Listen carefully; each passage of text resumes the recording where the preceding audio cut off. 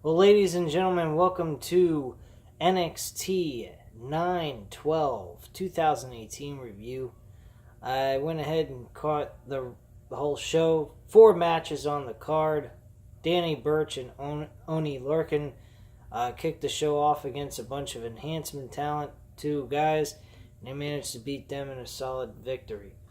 Lars Sullivan, he went ahead and he kicked the shit out of Raul Mendoza.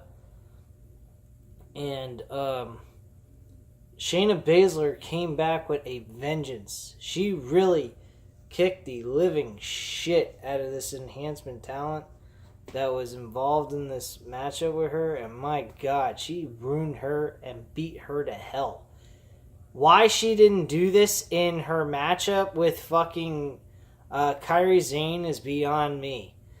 I was completely shocked of how evil, vengeful, and she just was killing this poor enhancement talent lady to the max, kicking her ass till like nobody's business.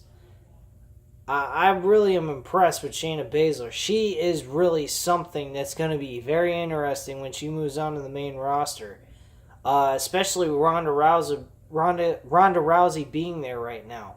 That should lead to some interesting MMA type style matchup for a WWE Women's Championship match, which I'm looking very much forward to when that time happens. The main event was Bianca Belair versus Nikki Cross, and this match ended up being a pretty all-out brawl, ending up being a finish to a double countout. So that's really all we got out of this.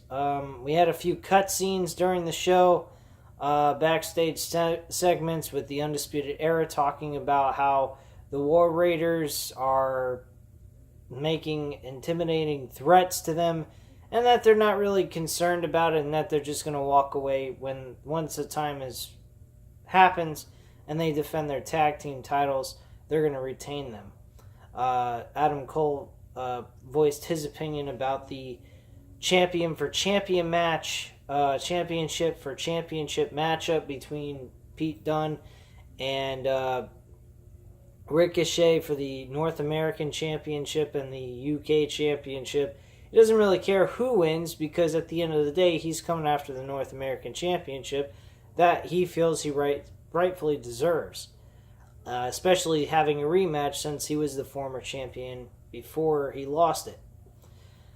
The biggest thing on the show tonight that I was very interested in and actually enjoyed watching, the rest of the show was kind of laid back show, nothing really built towards any NXT TakeOver event for November.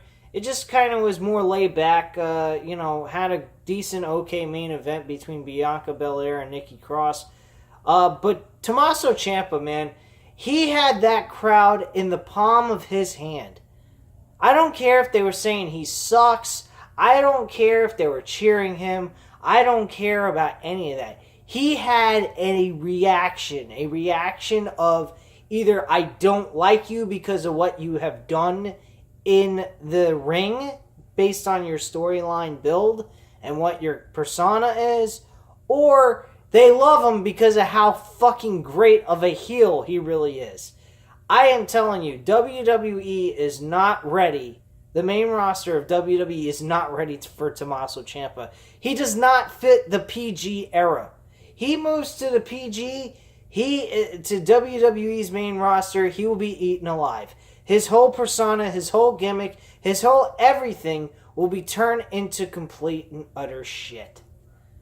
There's no need for Tommaso Ciampa to ever leave NXT. He needs to be the ruler of NXT. It needs to be Tommaso Ciampa's NXT, along with Johnny Gargano. I don't think Johnny Gargano nor Tommaso Ciampa need to go to the WWE main roster. They will not survive. And it's not because they can't. It's because WWE officials above them will not let them succeed. It's as simple as that. There's nothing to be said here. These two guys have put on a hell of a year in NXT from Chicago in 2017 all the way up to now. They have put on a hell of a fucking show. They made NXT relevant each and every time. The more superstars they lose, that it doesn't matter because they are still there. They are what keeps that fucking brand still relevant. And not to mention Undisputed Era.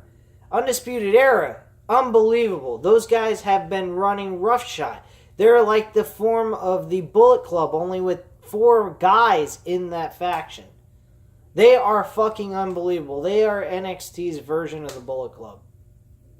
Undisputed Era. No doubt about it. This was an okay show. Was it better than Raw? Most definitely. Was it better than SmackDown? It's kind of close. I have to admit that. This was a little bit of a layback, kind of lackluster show. There wasn't really a lot of heart put into it, but there was some promos, some segments here and there that helped elevate the next episode that was coming up. Their main event was okay, despite the count out, and it's probably going to lead to a more vicious fight that these two women are going to have later on in the upcoming episodes. So, I mean, was it worth watching? Yeah, but was it great? No, not anything close to anything they've done before.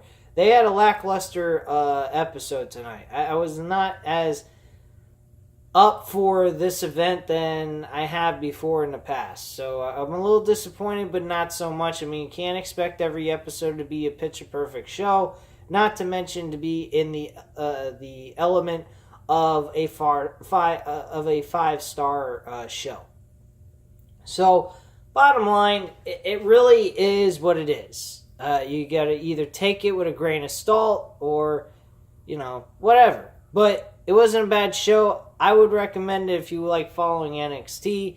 And that's all I really have to say on the subject. Anyway, guys, leave your comments and opinions down below. I'll definitely get back to you on that. Hit the like button if you like the video. And hit the subscribe button if you're not already subscribed to the channel. And thank you very much for watching, guys.